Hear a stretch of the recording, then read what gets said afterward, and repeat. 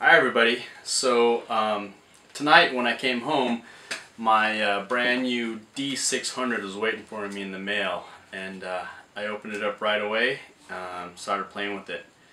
I didn't do an unboxing because I figured there's a ton of YouTube videos out there already with unboxings, and they're not gonna be any different. It's pretty much the same as the other unboxings you've seen. This is my first FX camera. I'm really excited about that, moving into the FX world. The last, I'd say 2-3 years, probably closer to 3 years, I've been buying FX lenses only to prepare to finally move to FX. Didn't know that the D600 was coming, and then when it did come out, I couldn't wait any longer. I thought it was a great opportunity to make the jump. The D800 was a little bit too much that I wanted to spend, and I'm not a professional, I'm just an amateur, hobbyist, enthusiast, so I got this. My first impressions is it feels really good in the hands, at least for my hands. It's got a nice weight to it. I know it's not completely magnesium alloy body. I think it's the top and the back, but it still feels really good.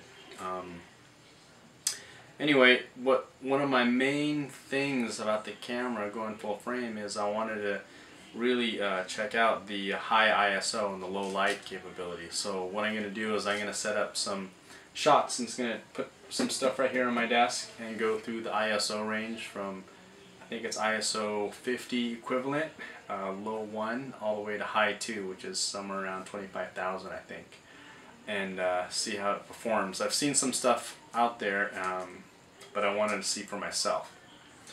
Alright, and then let's get to it. And then later on, I'll probably do another video about how I set my camera up, maybe a few more other things about the camera that I like. But so far,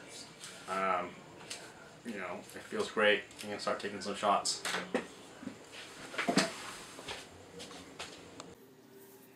Okay, here are the shots and some one-to-one crops as well of the ISO test that I took with this camera. So I had the D600 on a tripod using my 50mm 1.4 D lens, had custom white balance set, and I had active noise reduction turned to normal, which is how I always shoot anyway.